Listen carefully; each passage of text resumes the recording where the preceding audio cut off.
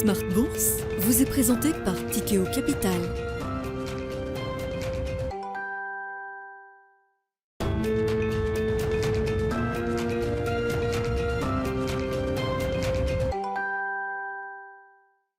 C'est reparti pour Smart Bourse, votre double dose quotidienne de marché en direct sur Bismart. Chaque jour à la mi-journée, 12h30, 13h. Et en fin d'après-midi, la grande édition pendant une heure à partir de 17h en direct, rediffusée à 20h sur Bismart TV. Émission que vous retrouvez chaque jour en replay sur bismart.fr et en podcast sur l'ensemble de vos plateformes. Au sommaire de cette édition ce soir, l'idée d'une consolidation de Noël qui semble s'installer sur les marchés après le rallye d'automne, rappelons-le, qui a permis notamment aux actions européennes de reprendre 20% et plus en 2 mois à travers les mois d'octobre et de novembre. C'est désormais l'idée d'une pause qui s'installe depuis quelques jours, depuis une dizaine de jours. Les indices actions plafonnent, notamment en Europe, mais tiennent les niveaux qui ont été atteints à quelques pourcents près. Ainsi, le CAC 40 tourne autour des 6650 points ce soir avec une petite baisse à l'arrivée. Vous aurez les infos clés du jour au terme de cette séance en Europe avec Alix Nguyen. Dans un instant, une séance relativement calme au démarrage d'une semaine qui sera la dernière semaine intense en matière d'information pour les investisseurs à travers les différentes décisions de politique monétaire qui seront rendues par la Réserve fédérale américaine, par la Banque centrale européenne, mais également par la Banque d'Angleterre ou encore la Banque nationale suisse qui se réuniront elles aussi ce jeudi. Ce sera évidemment l'un des sujets de discussion, si ce n'est le sujet de discussion avec nos invités de Planète Marché dans quelques instants. Et puis quand même, si les perspectives en matière d'investissement avec l'horizon 2023 qui est désormais l'horizon d'investissement pour les investisseurs après une année 2022 qui aura été un grand reset sur l'ensemble des classes d'actifs, actions et obligations notamment.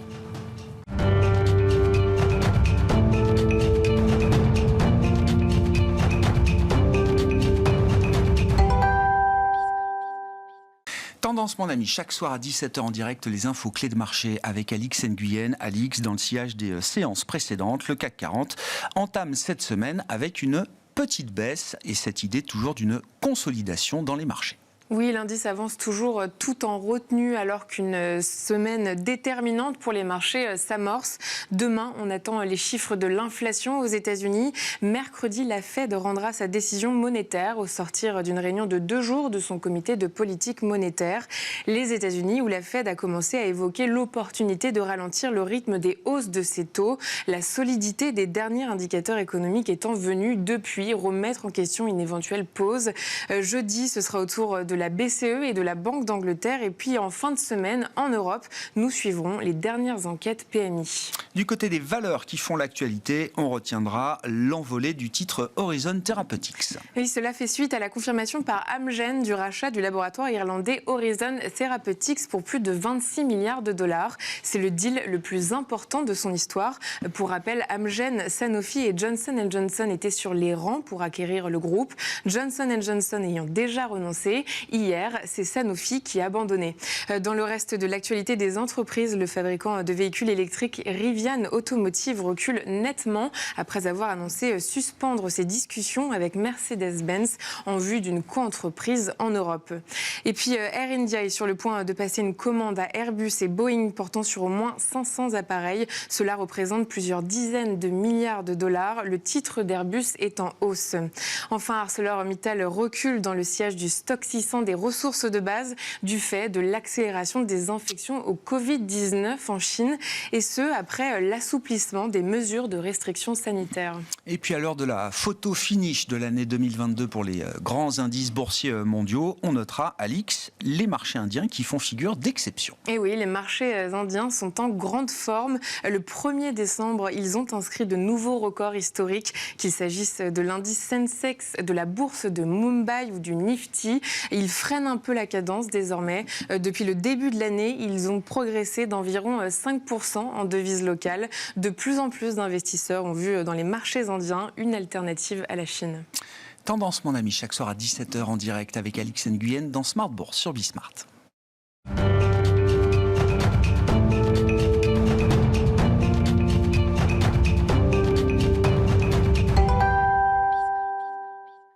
3 invités avec nous chaque soir pour décrypter les mouvements de la planète marché. Sophie Chauvelier est avec nous, gérante allocataire chez Dorval Asset Management. Bonsoir Sophie. Bonsoir Coco. Didier Borowski nous accompagne également. Bonsoir Didier. Bonsoir. Vous êtes responsable de la recherche politique macro au sein de l'Amundi Institute et Nicolas Gunzmann avec nous également en plateau. Bonsoir Nicolas. Bonsoir. Merci d'être là. Vous êtes responsable de la stratégie macroéconomique à la financière de la Cité. Dernière semaine donc importante, on va le dire comme ça, pour les marchés, les investisseurs, avec une nouvelle série de réunions de politique monétaire et un tarif unique qui semble être le consensus pour toutes les banques centrales des pays développés qui vont se réunir cette semaine. Fed, Banque nationale suisse, Banque d'Angleterre, Banque centrale européenne. Le tarif, c'est 50 points de base désormais. Didier, est-ce que tout le monde est calé sur cette idée-là? Vous en premier lieu, Didier. Et quel type de message est-ce qu'on attend de la part des banquiers centraux au terme de cette année historique sur le plan monétaire, en vue d'un travail qu'il faudra poursuivre sans doute encore en 2023. Bon, ça semble être bien anticipé, en effet, comme vous le disiez. Le rythme de hausse de taux va diminuer. C'est anticipé par les marchés. À ce jour, ça ne signifie pas qu'on est proche du taux terminal. Ça, je pense que c'est un élément à avoir en tête. On s'approche mécaniquement du taux terminal, mais ça ne signifie pas la fin de la normalisation monétaire. Mais il est rationnel pour les banquiers centraux, après avoir progressé en termes de normalisation monétaire à grands pas, de ralentir le pas et puis de regarder ce qui se passe. Le thème central, si je puis dire, c'est qui revient maintenant, c'est de laisser du temps pour jauger l'impact des hausses de taux passées. La politique monétaire agit avec retard sur l'activité économique et les prix. Donc il va être temps dans les mois qui viennent de faire une pause monétaire, probablement une longue pause monétaire, pour voir ce qui se passe en termes de croissance et d'inflation. Donc c'est pas la fin de la normalisation monétaire, mais c'est quelque chose qui est plutôt le bienvenu à ce stade du cycle. Du côté de l'inflation, il faut avoir en tête que l'inflation totale va ralentir, mais ça va être mécanique, lié notamment à la baisse des prix, à la baisse récente des prix de l'énergie. En revanche, ce qu'il faut regarder avant tout, c'est l'inflation sous-jacente. Et l'inflation sous-jacente doit être probablement beaucoup plus rigide qu'on ne le pense. Et puis du côté de l'inflation agrégée, il faut garder aussi en tête que les prix de l'alimentation, eux, ne vont pas rebaisser de sitôt. Donc on est dans un environnement qui va quand même rester, du point de vue des banquiers centraux, toujours préoccupant en termes de rythme d'inflation. Et donc ils plaident éventuellement pour une pause monétaire, mais sûrement pas pour le fameux pivot que certains investisseurs avaient en tête, c'est-à-dire des baisses de taux d'intérêt, évidemment pas du côté de la BCE, et sûrement pas non plus du côté de la Fed avant la fin de l'année prochaine. Ou alors, ça voudrait dire et ça relancerait le débat sur la récession aux États-Unis, ou alors il faudrait vraiment une récession sévère, pas simplement une petite récession aux États-Unis pour réellement changer la donne du côté de la Réserve fédérale, ce qu'on ne voit pas, ce qu'on n'anticipe pas. Effectivement, les marchés se sont plutôt bien calés sur la Fed à travers 2022.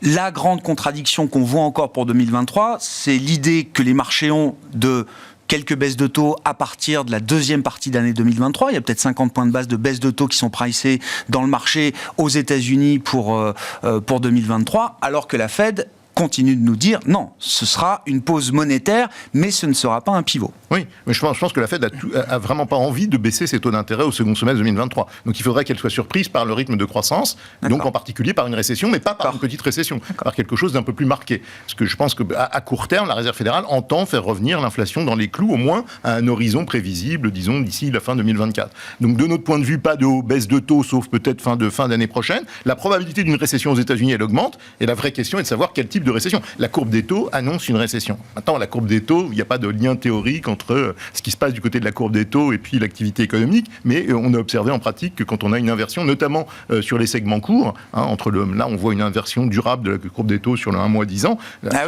généralement ça, c'est quand même le prélude à un ralentissement assez marqué de la croissance. Je crois qu'on l'a en tête. Maintenant, c'est quel type de récession on va avoir. A priori, pour nous, ça va être une petite récession. En revanche, la vraie question, c'est de savoir quel type de croissance on va avoir en moyenne en 2023 et 2024.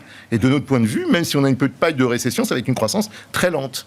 Bien inférieur au potentiel. Et ça, c'est pas compatible forcément avec une baisse des taux. Un petit ajustement à la baisse des taux à un certain moment. Mais vous dites certainement pas parce que la récession, ou en tout cas une récession technique, pousserait la Fed à baisser les taux dès la deuxième partie d'année 2023. Beaucoup plus qu'une récession technique. Et ça, vous l'avez pas en scénario central, en tout cas pour 2023. Une petite récession technique est possible l'année prochaine. Est-ce que ça suffira à enclencher un mouvement de baisse des taux ? On en doute.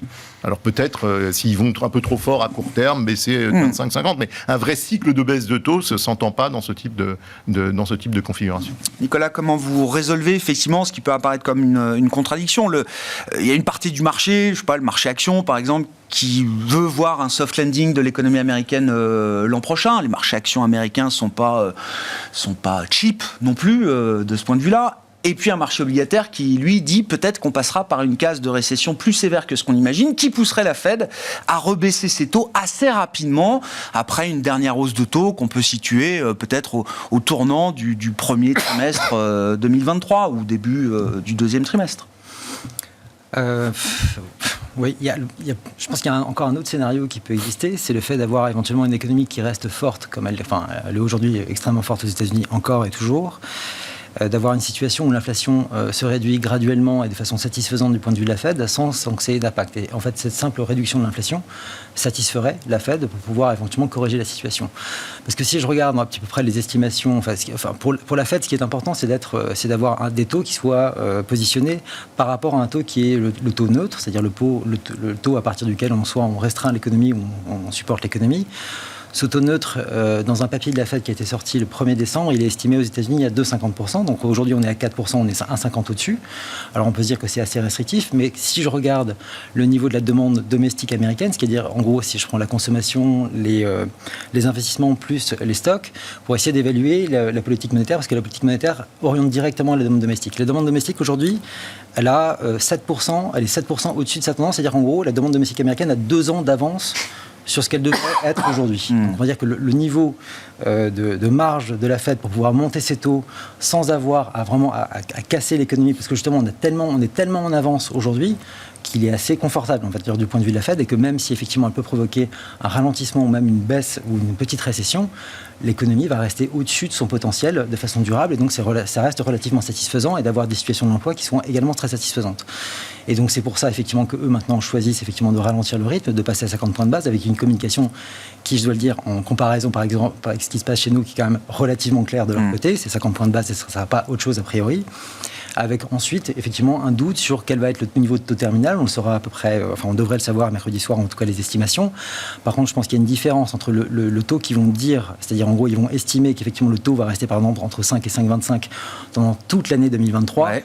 Mais je pense qu'ils veulent communiquer le fait qu'ils veulent garder ce niveau-là, mais ça ne veut pas dire qu'ils vont le faire. Parce que, encore une fois, bien sûr. Le monde peut changer très vite pour une banque centrale. Hein. Oui, même je pense qu'ils peuvent même penser qu'ils vont baisser les taux pendant l'année prochaine, tout en voulant dire aujourd'hui au marché qu'ils ne veulent pas baisser les taux, parce qu'il est important pour eux de communiquer au marché qu'ils veulent conserver des conditions financières qui soient suffisamment strictes, en tout cas pour freiner l'économie à court terme, et d'évaluer ensuite au fur et à mesure l'impact que ça peut avoir sur l'économie, et éventuellement de s'ajuster par la suite. J'entends. Et ça mettra... Mais qu'est-ce qui pourrait les amener à baisser les taux l'an prochain ? Une réduction rapide de l'inflation à des niveaux qui permettraient déjà de baisser les taux en deuxième partie d'année 2023 ? L'idée, c'est, en gros, tout le monde a été surpris par la rapidité et l'ampleur de la hausse de l'inflation.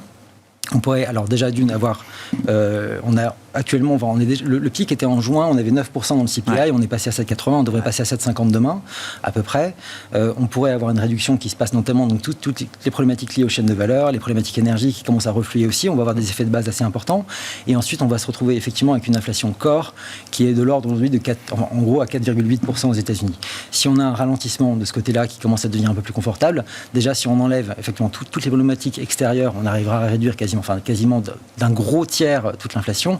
Ça calme quand même les choses. Vous n'avez pas forcément le besoin de garder les taux à 5% et au-delà, avec un niveau d'inflation qui soit en train de refluer mécaniquement.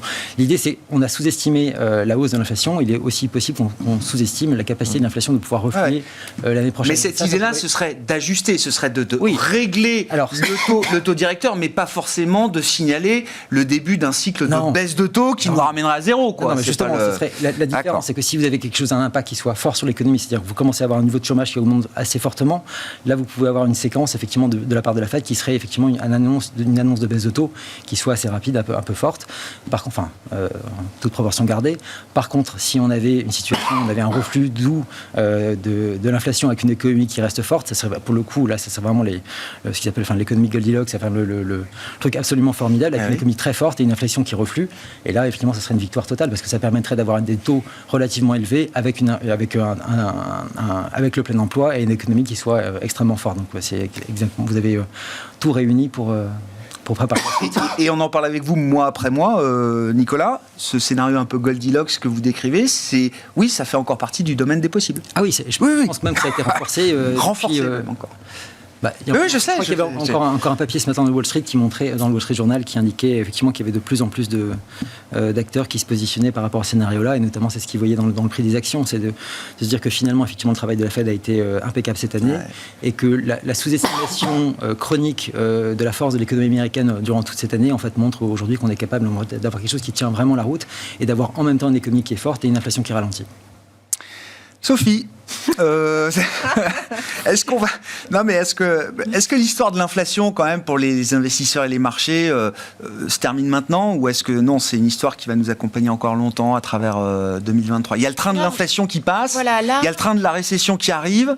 On a l'impression qu'on est un peu entre les deux pour dire on a une fenêtre claire de désinflation, donc ce qui a été très très bien explicité, qui vient principalement de l'offre et du reflux des matières premières. Donc voilà, donc on est dans cette dimension. Les tensions inflationnistes qu'on continue à observer aujourd'hui sont des tensions principalement liées à l'emploi aux États-Unis. Et ça va mettre un petit peu plus de temps, effectivement, à refluer. Ce qui a été encourageant dans les derniers chiffres, entre guillemets, c'est un certain nombre de chiffres qu'on a vu circuler, notamment sur l'inflation dans les services et la proportion Owner Equivalent Rent, donc le coût de l'immobilier, qui est un très très lourd poids dans les services, et là où on voit aussi un reflux qui est finalement assez rapide. Et ça, c'est symptomatique de la période qu'on est en train de traverser, c'est-à-dire qu'il y a eu des distorsions très fortes liées au Covid, avec des accélérations de loyers très très fortes. Or, normalement, quand l'immobilier à l'achat ralentit parce que les taux montent, les loyers ont plutôt tendance à monter parce que les gens évitent d'acheter et se reportent vers les loyers. Or là, on a un phénomène inverse, des loyers qui baissent. Donc on a une situation assez inhabituelle, assez paradoxale, et qui contribue aussi à cette fenêtre d'opportunité des inflationnistes, et donc à ce sentiment un petit peu Goldilocks. C'est-à-dire qu'on a l'impression, effectivement, que quand on voit cette inflation core avec une composante nouveau loyer, c'est-à-dire on est déjà pratiquement revenu assez proche, quelque part, des cibles de ce qu'on veut voir, de ce que la Fed veut voir. En tout cas, d'un niveau un peu plus confortable. Elle le sait, la Fed, ça. Voilà. Elle le voit, j'imagine. Absolument, et elle en a parlé, d'ailleurs. Elle le sait, elle le voit, elle en a parlé, et ça contribue aussi du sentiment, enfin de l'amélioration du sentiment sur les marchés. Ce qui est important, c'est qu'aujourd'hui, effectivement, en tout cas dans les taux sans risque, la séquence est bien intégrée. Donc ça aussi, c'est un vecteur de confort. Alors la pause récente, c'est parce qu'effectivement, les derniers chiffres d'inflation ont marqué un léger rebond. Bon, voilà. Et on avait parcouru un bon chemin. Nous, on est plutôt sur l'idée que... effectivement, l'économie est très très résiliente et qu'on n'est pas à l'abri, entre guillemets, donc là, effectivement, d'une fenêtre de désinflation, mais d'une économie qui reste soutenue et finalement d'une inflation qui se stabilise sur un niveau trop élevé. Et ça, c'est un risque, c'est un scénario de risque à considérer, important. Mais qui même... Nous, on est plus proche de ce scénario-là. Et l'inconfort de ce scénario-là, c'est les taux. D'accord. C'est-à-dire que là, on a eu effectivement un rallye obligataire assez important. On est revenu sur le 10 ans aux alentours de 3,5. On est à 3,5 là. Et on voit dans ce mouvement, finalement, un peu de complaisance. C'est-à-dire qu'il y a déjà, finalement, le marché, en tout cas obligataire, avec un mélange de pessimisme, et puis effectivement... De soulagement. Voilà, de soulagement, mais de pessimisme aussi. Et à emmener un peu loin. Voilà. Et donc ça, c'est. Et donc on n'escompte pas ce risque ou ce risque important, effectivement, que la pause monétaire ne soit pas suffisante et que peut-être le mouvement suivant, un petit peu plus soit peut-être une hausse plutôt qu'une baisse. Voilà, exactement. Mais ça, on le saura que l'année prochaine, dans le courant de l'année prochaine. Et pour l'instant, on est un petit peu entre les deux. C'est-à-dire, est-ce qu'on continue à avoir une résilience de l'inflation et peut-être un peu trop de résilience, et puis éventuellement une contribution de la Chine sur les matériaux, donc on aura l'occasion de parler après, éventuellement. Ou alors, est-ce qu'on a un ralentissement plus marqué, et auquel cas, la courbe de taux le price bien, la Fed fait la pause, peut-être baissera, mais bon. On est un peu dans un monde un peu 50-50 pour l'instant. Oui, non, je partage le fait. En tout cas, on n'achète pas trop le scénario où on aurait à la fois une croissance qui se maintient fortement et une désinflation marquée. De deux choses une, soit la croissance résiste bien, et à ce moment-là, on va avoir une inflation sous-jacente qui va probablement être beaucoup plus ancrée que ce qu'elle était par le passé. Et donc, de toute façon, on se prépare de notre point de vue à une décennie d'inflation structurellement plus élevée. Et auquel cas, la Réserve fédérale pourrait, après une pause, continuer à normaliser sa politique monétaire. Je partage complètement cette idée, que la pause ne signifie pas qu'on a atteint le taux terminal nécessairement. Et deuxièmement, plus que le taux neutre, je pense qu'il faut regarder regarder, en tout cas en parallèle, il faut regarder aussi le taux d'intérêt réel des Fed Funds déflaté par l'inflation sous-jacente.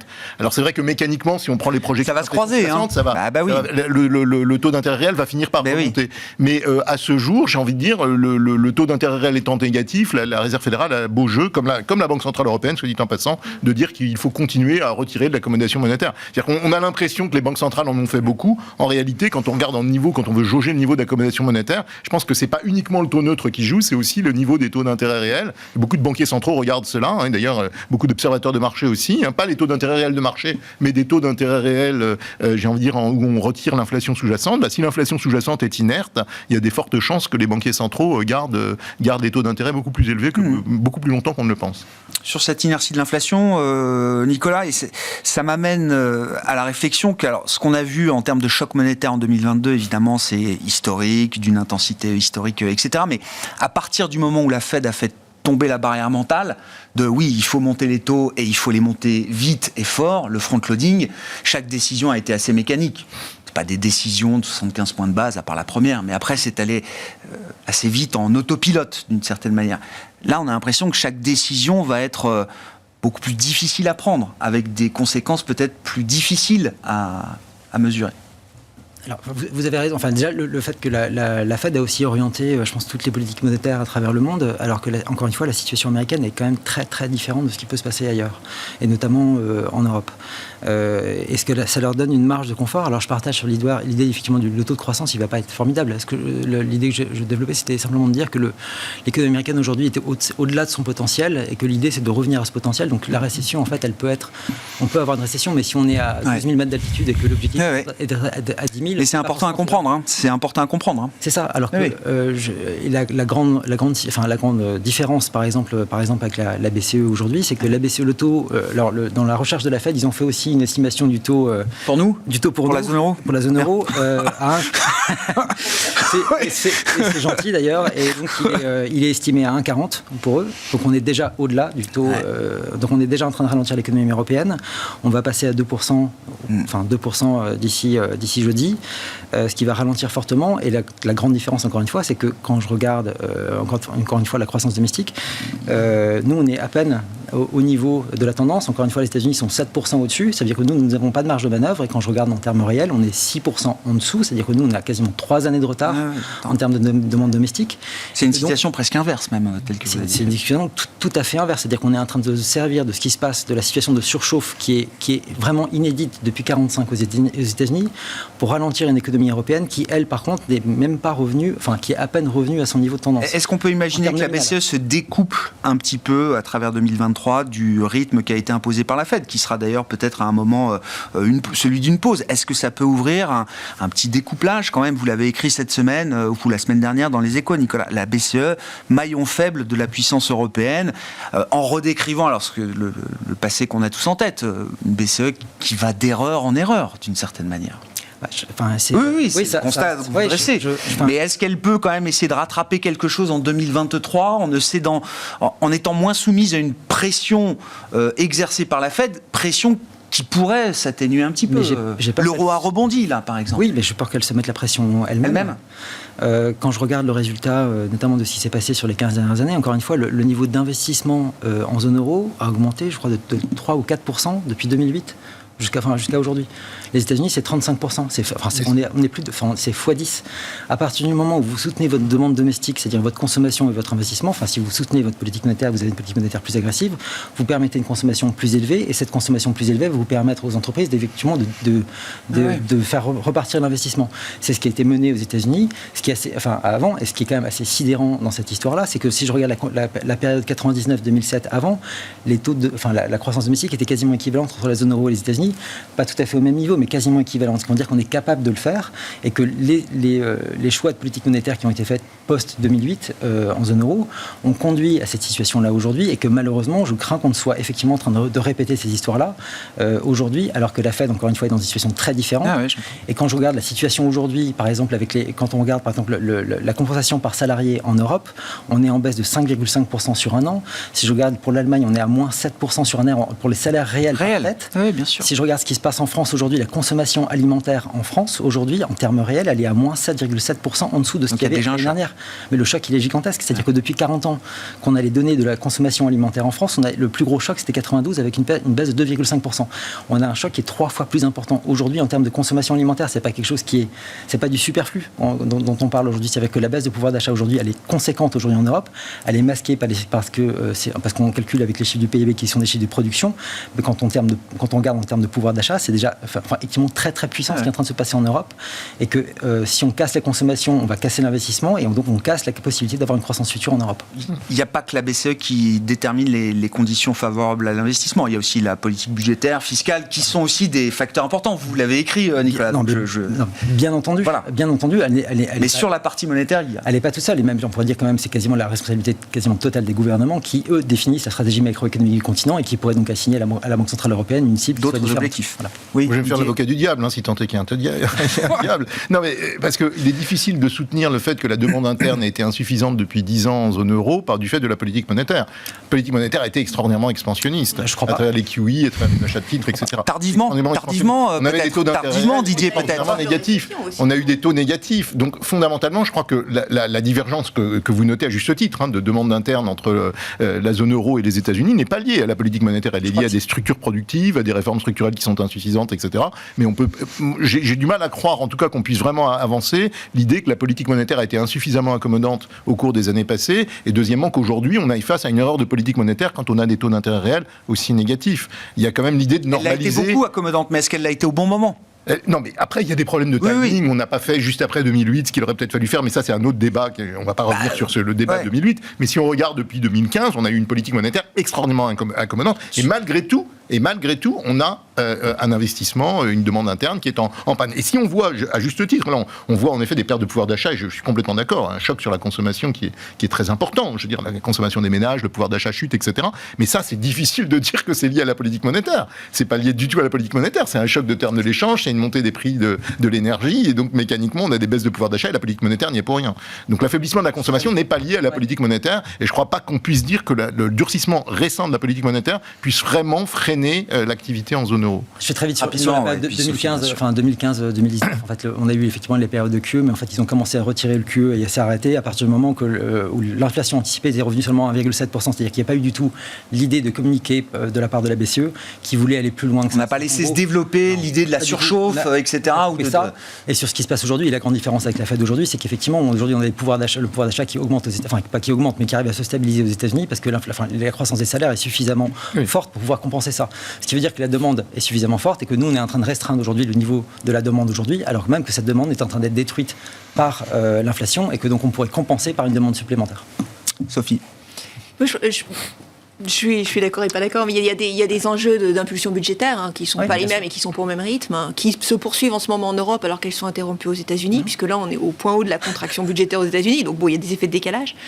Et il y a surtout des différences réglementaires aussi qui peuvent expliquer en grande partie le côté plus business-friendly quand même, l'incitation à l'investissement aux États-Unis. On voit dans le débat, qui est un débat intéressant en ce moment, qui a justifié d'ailleurs un déplacement de M. Macron, la question des relances vertes. Enfin, c'est gentil, mais l'investissement dans l'hydrogène, il y a un certain nombre d'entreprises qui disent finalement, ThyssenKrupp ou autre, je vais aller le faire aux États-Unis parce que là-bas j'ai plein d'incitations avec le plan IRA, donc Inflation Reduction Act Reduction Act, pardon, et plutôt que le plan européen où pour me valider un projet, il y a plus de 3 ans de débat et parce que la réglementation n'est pas prête, alors qu'aux États-Unis, en 6 mois, j'ai mon impulsion. Pas juste une question de montant, quoi. Donc il y a quand même la BCE.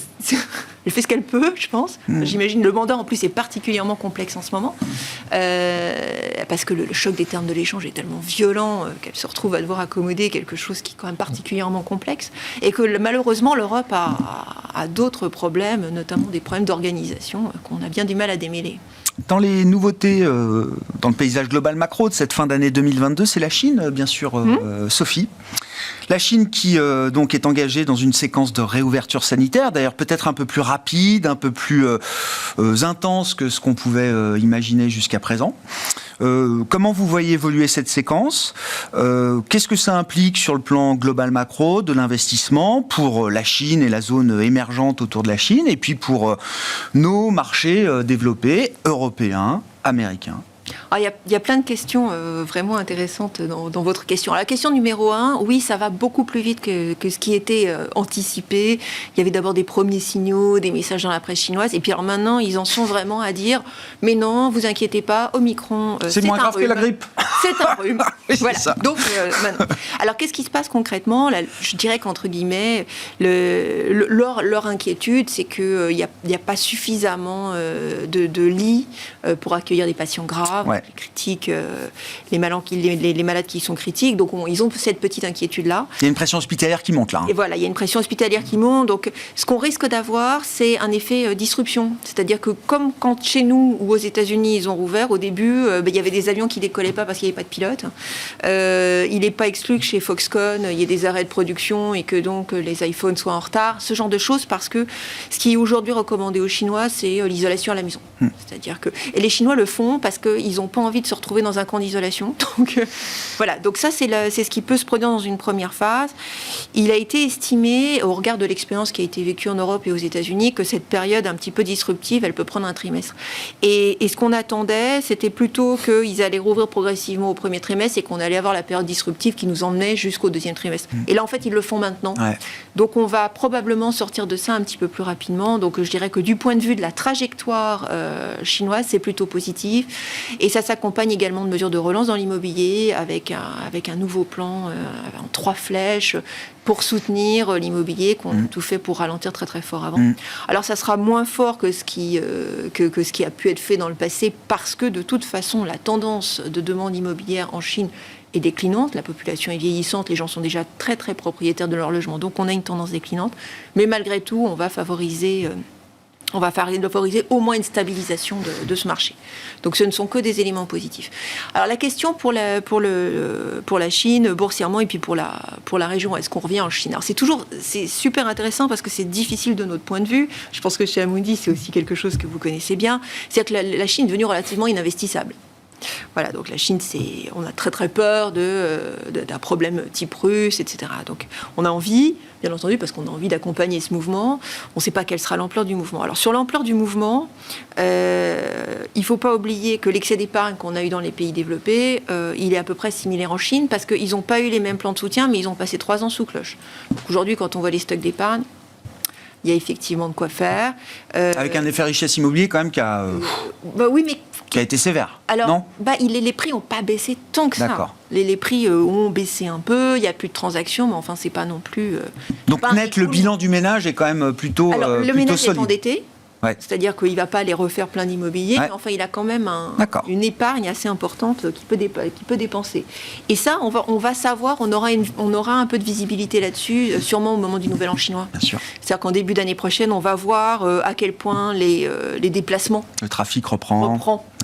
En bien ou pas, les ventes, etc. Donc là, on aura une lecture un petit peu plus claire de comment tout ça évolue. Mais disons qu'entre guillemets, ça prend le bon chemin. Alors, qui en bénéficie le plus? Ça peut être un game changer, oui, effectivement, pour des industries, des secteurs. Alors, qui en bénéficie? Y compris chez nous. Déjà, le tourisme. Alors, les premiers débouchés, c'est Hong Kong et la Thaïlande. Donc, c'est vraiment sur la zone asiatique qu'on trouve les premiers débouchés. Singapour, la Malaisie, et puis, dans une moindre mesure, le Japon. Donc là, c'est vrai, ce sont les débouchés proches, enfin Macao bien sûr, mais ce sont les débouchés proches, des destinations naturelles pas trop lointaines, où on peut imaginer que les touristes chinois vont d'abord retourner. Du point de vue du commerce, là c'est tous les partenaires, Taïwan, donc Asie du Nord, Taïwan, Corée, Singapour aussi sur le commerce, donc ces partenaires-là. Et puis après, les fournisseurs internationaux. Alors bien entendu, on a beaucoup parlé du luxe, mais il y a un certain nombre d'industries un peu liées à la consommation qui peuvent en bénéficier. Et là se pose la grande question pour nous, économie développée, est-ce que c'est bien ou pas? En dehors de l'industrie du luxe, c'est pas si sûr. Parce que qui dit plus de demandes en provenance de la Chine, dit potentiellement, je dis bien potentiellement parce que c'est pas observé pour le moment, mais dit potentiellement un accroissement de la demande de pétrole. Alors là, c'est un cas intéressant, c'est-à-dire que là, le pétrole a baissé à 75, alors qu'on a la perspective de voir les déplacements en Chine réaccélérer. Il y a un moment, le kérosène va bien... va bien réaugmenter, la demande va bien réaugmenter, on ne le voit pas aujourd'hui dans le prix du pétrole. Donc, point d'interrogation, gros point d'interrogation à ce sujet. C'est vrai que c'était un peu contre-intuitif. Les matériaux de base commencent à remonter. le LMEX, donc la bourse des métaux, a commencé à augmenter. C'est pas quelque chose de très positif pour nous, sachant que nous, on souhaite plutôt une poursuite de la désinflation dans les pays développés. Donc il y a toutes ces questions qui se posent et on peut se retrouver effectivement l'année prochaine avec finalement une Asie qui va mieux. Et puis une Europe qui paiera encore malheureusement le contre-coup de la crise énergétique et des États-Unis qui ne sont pas complètement sortis de leurs problèmes inflationnistes. Un changement des pôles qui peut être assez intéressant. Dans quelle mesure le joker chinois peut venir bouleverser les prévisions, les projections qu'on élabore, auxquelles on réfléchit pour nos économies là, en 2023, Didier? C'est en effet un élément assez essentiel. Alors je vais rebondir immédiatement sur les propos sur l'énergie. Je pense que ça c'est un point assez essentiel. Les prix du pétrole ont beaucoup baissé, les prix du gaz aussi ont beaucoup baissé en Europe. De notre point de vue, il va y avoir un moment de vérité plus tard dans l'année 2023, quand on va voir l'Asie de retour tirée par la Chine. Ils ont stocké quand même, ils en ont profité aussi. Oui, mais ce que je veux dire, c'est qu'il va y avoir une compétition avec les pays d'Asie pour se reprocurer du gaz LNG, il va y avoir une augmentation de la demande de pétrole. Donc tout ça fait que les bonnes nouvelles qu'on a eues récemment sur les prix de l'énergie vont sans doute pas durer. La crise énergétique, elle est durable en Europe, même si on avait des bonnes nouvelles sur le front géopolitique. Xi Jinping était en Arabie Saoudite il y a quelques jours. Hein. Oui. Non mais bien pas anodin. Non, mais comme visite. Et la détente récente est probablement pas durable. Le prix du pétrole, comme le prix du gaz, attention au printemps prochain dans la phase de restockage. Alors sinon, oui, j'adhère complètement. Pendant quelques mois, il y a un grand point d'interrogation sur ce qui va se passer en Chine, parce qu'évidemment, ils rouvrent l'économie, on ne connaît pas l'état de la population, donc on peut avoir en effet des gens qui se calfeutrent chez eux dans un premier temps, et donc pas vraiment de reprise très marquée, mais ça va plutôt dans le bon sens. Et puis ça va dans le bon sens, et le pragmatisme a fini par l'emporter sur le dogmatisme. Et ça, en soi... On sortait du congrès en disant tout est politique, l'économie est reléguée au tiroir. Du côté des investisseurs, c'est plutôt positif. C'est-à-dire qu'au final, le pragmatisme l'a emporté. Il y a une force de rappel, quand même. Et le pragmatisme l'a emporté. Du côté des investisseurs, il y a le pragmatisme aussi qui va sans doute l'emporter tôt ou tard. Il y a des perspectives de profit, des perspectives de rebond. Il y a des investisseurs qui voudront se positionner sûrement sur la bourse chinoise plus tard dans l'année 2023, comme sur de nombreux marchés émergents, que ce soit du côté des actions ou des titres de dette. Par contre, à court terme, il y a toujours cette grande inconnue dont on parlait bien sûr. de la politique de le taux terminal de la Fed, etc. Mais sans doute, voilà. Mais une fois ce moment passé... Si la Chine s'en sort bien, et en effet, il y a des mesures de stabilisation du côté du marché immobilier, le pire est probablement derrière nous, pragmatisme du côté de la politique sanitaire, attention aux mois qui viennent, ça va pas être quelque chose de linéaire, ça peut être quand même assez chaotique, cette reprise et cette levée des contraintes sanitaires, parce qu'il y a des gens qui vont se retrouver mécaniquement infectés, on en apparaît, un appareil hospitalier qui peut être sous pression, etc. Donc tout ça peut être quand même assez bruité, j'ai envie de dire, d'ici la fin du premier trimestre, mais dans l'ensemble, c'est plutôt favorable pour la croissance mondiale et pour les perspectives d'investissement à un horizon un peu plus loin. J'ai pas forcément janvier-février, attention quand même. Nicolas, sur le joker chinois 2023, comment vous le placez un peu dans le puzzle global macro des prochains mois? Et puis, bon, la géopolitique, c'est vrai que c'est un sujet qu'on a du mal à aborder dans l'émission, mais ça paraît être quand même un sujet central. Enfin, le conflit russo-ukrainien qui génère beaucoup de l'inflation, en tout cas en partie, de ce qu'on a vécu en Europe. Est-ce qu'on peut spéculer, réfléchir, imaginer un tournant, un pivot, quelque chose qui ressemblerait au moins à une pause dans l'escalade du conflit, voire un début de commencement de résolution militaire peut-être déjà, diplomatique ensuite? Non mais c'est une question importante. Je sais que c'est difficile et que c'est des facteurs qu'on maîtrise pas dans les marchés, que j'imagine qu'une stratégie d'investissement repose pas sur une armistice qui serait signée au 24 février 2023, puis un an après le déclenchement de l'invasion. Mais quand même, c'est forcément une question qui s'invite dans les réflexions, là. Oui, j'ai plutôt la crainte de voir, comme on le voit d'ailleurs depuis, je crois que c'était avril 2021, où Poutine avait déjà commencé, on va dire, à restreindre les approvisionnements. Ouais. Oui, Gazprom jouait déjà avec le niveau de livraison du gaz. Quasiment un an avant le conflit, et que cette arme géopolitique donc de l'énergie de la part de Poutine soit encore une arme qui pourrait être utilisée pour la suite. Alors donc on voit déjà, ils sont déjà en train de réfléchir pour voir comment ils veulent réagir à ce qui a été mis en place, donc l'embargo du G7 de la semaine dernière, qui d'ailleurs a été quand même considérablement amenuisé dans ses effets, c'est sans doute ça aussi qui a permis, on va dire, une accalmie sur les prix du pétrole, parce qu'en fait, dans le projet de base, en fait, il était question de bannir, en gros, les sociétés d'assurance qui assuraient, donc de les bannir à vie. du système. Alors maintenant, maintenant, ça serait un bannissement seulement de 90 jours. Donc ça reste quand même relativement light comme sanction, et ce qui permet, on va dire, en gros, d'avoir une pression au moindre sur les prix. Donc moi, j'ai plutôt peur d'avoir effectivement en tout cas une situation énergétique qui soit troublée encore de la part de Vladimir Poutine, ce qui peut être le plus intéressant. Quelle que soit l'évolution du conflit, vous voulez dire, d'une certaine manière. Oui, c'est toujours de jouer la division, notamment dans le camp atlantique et dans le camp occidental. Et ensuite, je pense que ce qui va être particulièrement intéressant, c'est de voir quelle va être la réaction des pays de l'OPEP et de voir s'ils continuent d'avoir une espèce une coalition qui soit aussi marquée avec la Russie, qui va perdurer ou pas. J'ose espérer que ce ne sera pas le cas pour la suite. Et je vois, notamment pour revenir un peu sur la question de la Chine, par contre, c'est ça qui, notamment sur la question chinoise, qui m'inquiète sans doute le plus, c'est de voir le niveau d'engagement, on va dire, des États-Unis vis-à-vis de la Chine. On voit, et qu'il est aujourd'hui quand même très difficile d'essayer d'imaginer quel peut être l'impact déjà de la législation qu'ils ont mis en place il y a 1 mois et demi aujourd'hui pour contraindre, on va dire, d'arrêter la livraison des semi-conducteurs en Chine. On sait que la semaine dernière, ils ont obtenu un accord des Néerlandais, donc de ASML, qui ne livrera plus de machines en dessous de 14 nanomètres aux Chinois. Et donc de voir une Chine qui sera privée de tout le matériel de haute technologie, de dernière avancée, aussi bien américain que donc néerlandais, on va dire du reste de la planète, ça va être très difficile pour eux également. Je pense que ça pèsera sur la croissance à long terme, au-delà du conflit qu'on peut avoir avec les Américains, mais on voit aussi, notamment, il y avait encore une interview de Gina Raimondo, donc la secrétaire au commerce aux États-Unis, ils n'ont pas de mots assez durs, je crois, aujourd'hui vis-à-vis de Pékin, et que donc la perspective de voir la Chine se sortir, il n'y a pas de retour comme avant. Tout ça est fini maintenant. Et enfin, pour finir sur la question énergétique, on a vu aussi ce week-end le secrétaire d'État à l'énergie qui a mis une pression encore plus importante sur les producteurs américains pour qu'ils puissent produire encore plus de shale. Ils veulent pas. Ils préservent les cash flows. Ils préservent les cash flows. Personne ne veut les financer et ils préfèrent le cash flow au capex aujourd'hui. L'artillerie lourde, même les démocrates parlent de comportement anti-américain, ce qui me paraissait assez. Bien augmenté.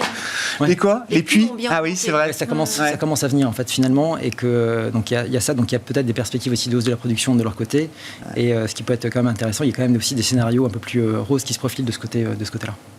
Bon, en matière d'investissement, comment on se positionne après le rallye de cette fin d'année, Sophie, qui envoie quand même un message. Alors bon, le marché obligataire, on l'a décrit, effectivement, soulagement du pic inflationniste, crainte de la récession, etc. Mais le marché action, ce que je vois depuis 2 mois, c'est les marchés les plus value, les plus cycliques, les plus industriels, ou les indices les plus industriels, qui repartent. Alors que les taux remontent, rebaissent, c'est quand même le cycle, la value, l'industrie qui surperforme là sur cette fin d'année.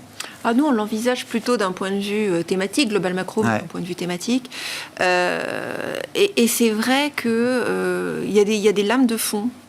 Notamment quand on voit la thématique des relances vertes, de la partie budgétaire des États qui ciblent maintenant un certain nombre d'investissements industriels, de transition énergétique, etc., qui finalement soutiennent une partie. On a vu certaines grandes entreprises emblématiques qui effectivement affichent des tendances d'activité qui sont certes avec des points d'interrogation, mais avec une demande sous-jacente qui est plus forte et qui est plus durable, sans mauvais jeu de mots, c'est-à-dire pérenne, qui est plus visible en tout cas, qui est plus pérenne, plus visible.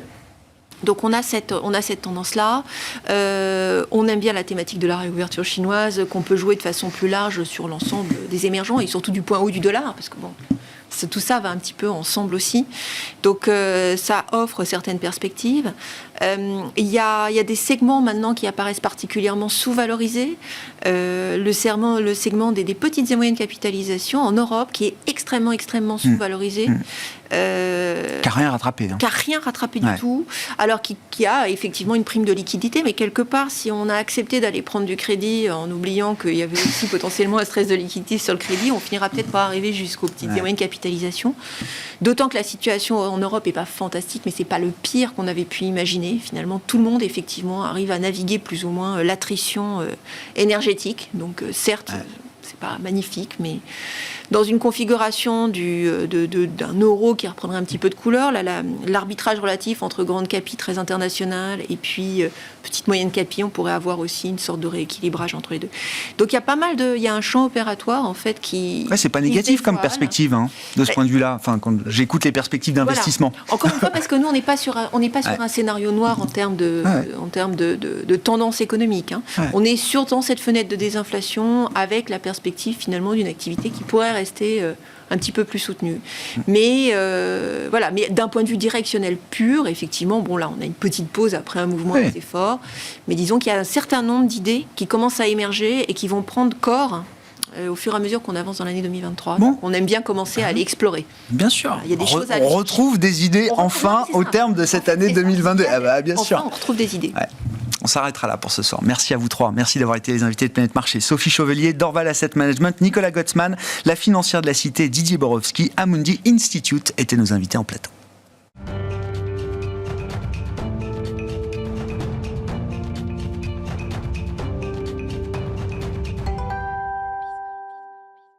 Le dernier quart d'heure de Smart Bourse, le lundi soir, c'est traditionnellement le quart d'heure américain, quart d'heure qui est remplacé par le plan de trading de la semaine. Ce soir, le plan de trading qui a lieu chaque lundi à 12h30 avec les équipes d'IG. Je vous propose de voir ou de revoir les analyses d'Alexandre Baradez, chef analyste d'IG, qui était avec nous à la mi-journée dans Smart Bourse. La poussée, il faut bien voir d'où on vient depuis octobre, même fin septembre pour certains indices. C'est quasiment 20% de hausse sur la plupart des gros indices, en tout cas pas tellement les valeurs de croissance, mais les indices un peu traditionnels, valeurs cycliques ou un peu value, CAC, DAX, Dow Jones ou autres. C'est quand même de sacrées performances qui sonnent comme des rallyes avant l'heure. Donc il serait quand même plus normal, même par rapport à une rythmique, par rapport à un mouvement de hausse, d'avoir plutôt une consolidation qu'on observe d'ailleurs. On voit qu'effectivement, on est sur le même niveau maintenant depuis 3 semaines quasiment, de petits mouvements de retracement. La question, le raisonnement de fond, c'est on voit qu'on a des indications aux États-Unis, en Europe aussi, de tassement sur les prix. La semaine dernière, par exemple, les prix à la production aux États-Unis confirme cette inflexion, confirme 5 mois consécutifs de repli de cette pression. Donc le mouvement est enclenché. Mais on a vu des surprises mensuelles, par exemple.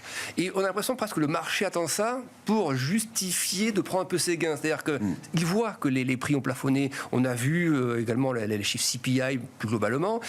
Et toutes ces composantes, ces sous-composantes de l'inflation, qui la plupart sont en train de se replier. Donc on n'a pas l'impression que le marché soit convaincu que l'inflation puisse repartir, mais on le sent peut-être en train de chercher de bonnes raisons d'aller plus haut, en fait. Et moi, j'en vois, je les vois à moyen terme, ces raisons. Cette inflexion d'inflation, des prix à la production en Chine également, 2e mois consécutif de repli des prix, les PPI en Allemagne également, de très belles surprises il y a quelques jours. Donc on a l'impression que le job sur les prix commence à se faire.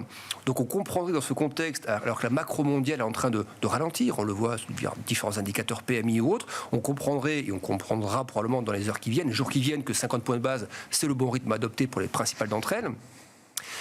Et à la fois, on ne voit pas comment, du coup, le marché, il a déjà pricé un peu ça, 52-50 points de base, et il a pricé ces ralentissements d'ordre sur les prix. Donc, où sont désormais les catalyseurs pour aller plus haut ? La macro selon moi, ne peut pas en être un, parce que la macro ralentit. Donc, il y a plutôt, je trouve, cet élément, et c'était d'ailleurs ce qu'on a échangé il y a quelques temps, de dire, désormais, peut-être plus grande place à la macro. Ouais. Et on a un peu vu ça ces dernières semaines, ISM manufacturier. L'autre jour, c'était le très bon rapport sur l'emploi. Du coup, il était trop bon pour le marché, donc il a baissé. ISM service, pareil. Bon rapport ISM. Et c'est ça qui est perturbant. On a l'impression que le marché voit que l'économie ralentit, et ceux qui le raccrochent à une économie encore résiliente, le cas de l'ISM service, par exemple, eh bien, c'est un argument plutôt pour vendre, plutôt pour s'enthousiasmer à aller chercher de nouveaux rallyes. Ouais. Donc on ne voit pas du coup si la bonne macro est baissière, si la mauvaise macro est baissière, et que les banquiers centraux, cette espèce de pivot, en tout cas d'allègement de la rhétorique, il a déjà été pricé depuis 2 mois, pourquoi aller plus haut tout de suite, voilà. Le marché veut voir le train de la récession passer. C'est-à-dire qu'il y a le train de l'inflation qui est en train de passer, et comme chacun le sait, un train peut en cacher un autre. Le train qui arrive derrière, c'est celui de la récession, et le marché voudrait le voir matériellement un peu plus, de manière un peu plus significative. On a l'impression que c'est ça, et à la fois, ce qu'on disait ensemble il y a quelques temps aussi, c'est que les gérants aussi, certains ne sont peut-être pas rentrés dans ce dernier rallye, donc attendent des mouvements plus opportuns. Donc comme tout le monde attend les mouvements opportuns, ça bloque aussi les velléités de trop grosses corrections.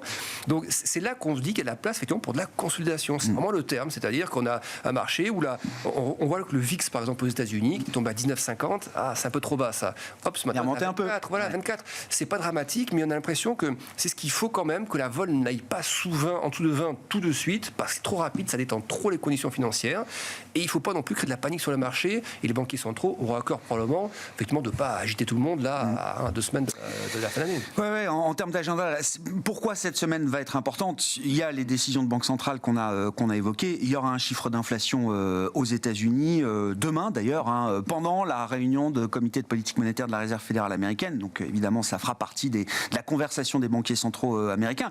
On attend là aussi une confirmation d'une décélération sur quelques mois maintenant de l'inflation globale aux États-Unis. Et puis en matière de conjoncture, on aura en fin de semaine les enquêtes avancées auprès des directeurs d'achat, notamment pour l'Europe, avec des PMI du mois de novembre en Europe qui montraient effectivement une contraction d'activité dans le secteur manufacturier, mais il n'y avait plus d'accélération à la baisse de ces PMI sur le mois de novembre. Donc on sera très attentif effectivement à ces indicateurs de conjoncture pour le mois de décembre. Alors, effectivement, est-ce que voir s'il y a un bottom ou pas. C'est vrai que les derniers chiffres macro, si on doit regarder les chiffres chinois comme des indices un peu avancés par rapport à l'Europe, c'est vrai que par contre la dernière balance commerciale chinoise était vraiment pas terrible. La partie domestique, on s'y attendait, mais la partie exportation, qui est quand même un révélateur de la dynamique mondiale, là était quand même très très faiblarde. Et donc, alors on sait que les PMI aussi, il y a un petit peu de retard, donc ça peut bien matcher avec des PMI sous 50 et ces indicateurs sur le commerce chinois. Est-ce que de bons PMI pourrait amener donc des PMI, on va dire, à 51 par exemple. On était à 49 sur la partie, je crois, manufacturière, donc, ou service, je ne sais plus, mais en tout cas, est-ce qu'un retour au-dessus de 50 où on fait de recoller à 50 serait perçu comme un boost en termes d'appétit pour le risque, ou au contraire, l'idée que ça entretienne. Et quand on a l'impression que le marché a déjà bien joué un scénario, l'idée qu'il y a un surboost derrière, s'il n'y avait rien eu et qu'on attend cela, on se dit oui, là le boost il va être là-dessus. Mais comme le boost on a déjà eu sur plein d'éléments, et parfois d'ordre aussi macro, on se souvient qu'il y a des data macro plutôt en octobre qui étaient résilientes côté US, et ça plaisait au marché parce que les composantes de prix baissaient, mais la macro était résiliente. Donc la macro aussi résiliente, le marché l'a déjà aussi pricé. Donc il y a quand même un gros brassage comme ça de data. Il me semble que ce qui doit en découler, ce qu'on va voir sur les graphiques, c'est plutôt encore une fois la latéralisation plutôt qu'un redémarrage immédiat. Justement, regardons le graphique du CAC 40. Alors vous nous proposez le CAC 40 dividende réinvesti. Oui, toujours intéressant de se souvenir que le CAC 40 cash tel qu'on le lit chaque jour est mesuré, calculé hors dividende, et donc il y a un indice pour réintégrer les dividendes. Alors celui-ci c'est le hors dividende, on va voir le dividende inclus après. Alors c'est vrai que le hors dividende, on voit ces deux niveaux techniques, c'est des obliques qu'on voit depuis longtemps. C'est des niveaux qui sont des niveaux de retest du marché. Ce qui est intéressant de voir, je vais faire un petit comparatif avec la période 2015-2016. Oui, cette période, si on se souvient bien, c'était post-crise des émergents. Et c'était aussi le moment où la Fed avait arrêté en 2014 l'achat d'actifs, elle a relevé les taux en 2015. Et en fait, on était sorti de cette période, vous voyez, il y avait une espèce d'excès comme ça de reprise. C'était aussi l'annonce, un petit peu les attentes du QE de la BCE à l'époque. Donc il y avait une espèce de boost comme ça des marchés. Et on voit que la phase de retracement, c'était soldé ensuite par, il y a des creux parfois un peu marqués, mais globalement, 2014-2015, c'était assez arrondi en 2016. C'était vraiment une phase comme ça, un peu ronde, pas les bottoms qu'on a eu par le passé. Et j'ai l'impression que c'est ce type-là, de sortie de politique monétaire accommodante. On n'a pas les mêmes caractéristiques qu'à l'époque. Alors, le schéma inflationniste est très différent, mais la phase de sortie de politique monétaire est la même. On n'achète plus d'actifs, on relève les taux, etc. Et il me semble que ça va confirmer ce qu'on pense voir, c'est-à-dire que le 2020, 2021, 22, plutôt 2021-22, pardon, espèce de bottom du CAC vers les 5006, 5008, mais ensuite, vous voyez, de manière très large, c'est un bottom qui se met en place sur peut-être 2 ans et demi même, et donc vous voyez, le niveau technique, c'est toujours un peu un alibi aussi pour une fois que ça a bien rallié pour vendre un peu. Donc on voit que le marché vend à 2-3% depuis le sommet. Je pense qu'il y a des matières à aller chercher un peu les moyennes de prix hebdomadaires, des 6004, 6004, 6005. C'est pas beaucoup par rapport au niveau actuel, c'est 3% de plus de baisse. Mais je trouve qu'il y a un peu d'espace graphiquement déjà pour y aller. Ce qu'on vient de décrire là pendant quelques minutes, il y a quelques arguments qui iraient dans ce sens-là. Et puis attention, quand même, une petite surprise, le PPI a montré que d'un mois à l'autre, il y avait quand même eu un rebond. Alors en annuel, ça glisse toujours, pas de problème. Mais en mensuel, et est-ce que pour le CPI, il n'y aura pas un peu ce risque-là en fait? Donc, je me dis que s'il y avait un CPI qui tombait effectivement mensuel un peu rebondissant à un moment donné, Ça peut jeter un froid. Voilà, c'est typiquement le genre de marché à temps pour prendre 2-3% de baisse de plus. Et voilà, donc moi je suis plutôt à viser les 6004 que viser les 7000 actuellement. Bon, si on regarde alors cette fois le CAC 40, dividende réinvesti, effectivement, quelle est la lecture qu'on peut faire de l'indice, Alexandre? Déjà, c'est toujours très impressionnant quand on met les dividendes de bien se rendre compte de la différence. C'est là qu'on dit que les marchés ne font pas monter. Quand on voit sur le graphique, on comprend pourquoi. Le raisonnement est à peu près le même, c'est-à-dire qu'on voit que le marché est venu solder, après l'énorme excès post-Covid, est venu récupérer l'ancien sommet pré-Covid à 2 reprises. On a 2 beaux tests, comme ça, très bien aligné, un peu au-delà de 16 500. Et cette même impression de bottom. Et on voit, moi, je ne vois pas comment un marché peut aller à 20 000 et retomber ensuite à 17, 16 et casser tout ça. Même si à ce canal, effectivement, on est sorti de manière un peu trop dynamique du haut, c'est l'excès post-Covid, la liquidité, etc. Dans la phase de correction, le bilan de la Fed est en train de baisser, le bilan de la BCE commence à ralentir aussi, les taux, même si on ralentit les hausses de taux, ça reste encore des hausses de taux. Oui, 50, c'est historiquement énorme, toujours. Énorme. Oui, bien sûr. On s'est presque habitué à 75, mais 50, c'est fort. L'économie qui ralentit déjà, et sachant que c'est des signaux un peu lag, et on sait que la politique monétaire a ses effets comme ça projetés facilement sur 2-3 trimestres, eh bien, on se dit qu'il n'y a pas les arguments aujourd'hui pour que le marché flambe comme ça à 20 500, et sachant qu'il y a aussi des composantes un peu lourdes du CAC, le luxe, LVMH qui est sur son sommet, Total qui a beaucoup rallié, alors que le pétrole est tombé sur des plus bas d'un an. Il y a des gaps comme ça au niveau des stocks liés à l'énergie qui vont devoir être un petit peu comblés, et puis des valeurs sur le luxe, on parle effectivement tout à l'heure d'une réouverture qui ne serait pas linéaire en Chine. On ne voit pas de réouverture linéaire. On le voit regarder encore ce matin sur les datas de nouveaux prêts en yuan ou autre. Ça ne booste pas, ça monte, mais ce n'est pas le boost, ce n'est pas les vannes ouvertes. Donc on voit bien que la Chine veut faire ça par petites touches sur plein de choses. Le sanitaire, l'aspect marché, baisse des ratios prudentiels pour les banques. Donc ça conforte plutôt cette idée, là aussi, d'un bottom très large, comme ça, dont on aurait vu les plus bas, mais qui nécessite d'être consolidé un peu à droite aussi. Et donc, voilà, je vois bien des retours sur l'oblique. Là, c'est des niveaux encore 4, 5, 6% plus bas. Voilà, pas forcément beaucoup plus. Qu'est-ce qu'on peut dire d'un des indices, alors, qui aura été le grand perdant de l'année depuis un an, le Nasdaq, qui n'est pas tout à fait le même indice que le Dow Jones, que le CAC 40, que le DAX, que les indices chinois ou japonais, qui sont plus industriels, plus value. Aujourd'hui, le Nasdaq, c'était l'emblème de la décennie passée, qui a le plus souffert cette année. Oui, qui a le plus souffert, mais je dirais que cette souffrance est proportionnelle à la performance incroyable déjà sur 10 ans, et même post-Covid. Et même quand on parle des licenciements, c'est vrai que certains voient dans ces licenciements du secteur de la tech le signe un peu annonciateur de l'équivalent d'une bulle comme les années 2000. J'ai vu une étude passée de Goldman Sachs qui expliquait que la tech, l'emploi de la tech, c'était 2-3%. Ouais, jusqu'à 3%, entre 0,5 et 3% de l'ensemble du marché du travail américain. C'est ce qui est assez fascinant, ça crée une richesse absolument énorme, alors que c'est très peu d'emplois.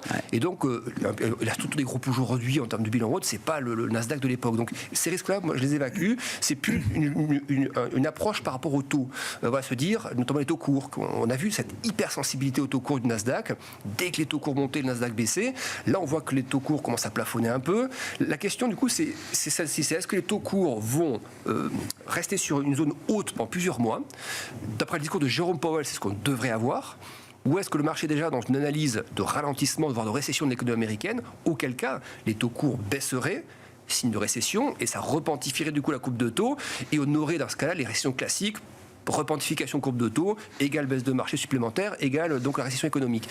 Moi, l'hypothèse de la repentification qui serait baissière pour le marché, j'y crois moins, parce que comme le marché a déjà beaucoup baissé dans la phase d'inversion de la courbe, en fait, quand elle va se repentifier, c'est que l'inflation plafonne, c'est que la Fed commence à plafonner. Donc du coup, c'est plus une question de l'analyse de est-ce qu'on va rester à travailler un peu cette zone entre deux Fibonacci. Vous voyez tout le rallye post-Covid, vous avez le retracement technique, 50 et 61,8. On voit que le 61,8 a été bien tapé. On a du mal à passer, il y a tout un carrefour technique à la hausse de résistance. C'est très bien qu'on reste là-dedans quelques temps. Il n'y a pas les bases pour un V-bottom. Pour un V-bottom, il faut que l'inflation se crache, que les taux US se crachent, que la Fed pivote massivement. Il n'y a pas les bases pour ça. Donc je verrais bien le Nasdaq se balader quelques temps encore. C'est large, comme mais 10 500, 11 700, former ce creux. Et on aura des signaux un peu plus accélérant. Il y a l'oblique qui passe par différents points hauts intermédiaires, repasse au-dessus du Fibo, repasse au-dessus de l'oblique. Là, on commence à avoir des choses plus convaincantes. Pour l'instant, c'est consolidation. On voit bien dans ce rectangle mauve là qui identifie la séquence récente. C'est très différent de ce qu'on a vécu cet été, notamment, où il y avait là ce V-shape, ce V-bottom sur le Nasdaq qui s'est mal terminé ensuite. C'est paradoxal. Il n'y avait pas de raison d'avoir ça parce que l'inflation montait encore. C'était plus des éléments de langage qui avaient un peu plus au marché. Aujourd'hui, il y a quand même bien plus d'éléments qui favoriseraient ça. Mais là, encore une fois, le marché, il y a aussi une question de valorisation. Il y a des questions de perspective aussi économique. Donc, je trouverais logique le mix du monétaire, des taux et de la micro pour rester quelque temps dans ce canal. Alexandre Baradez, chef analyste chez IG, le plan de trading de Smart Bourse chaque lundi à 12h30 dans l'émission. Voilà pour cette édition du soir de Smart Bourse. On se retrouve demain à 12h30 sur Bismart.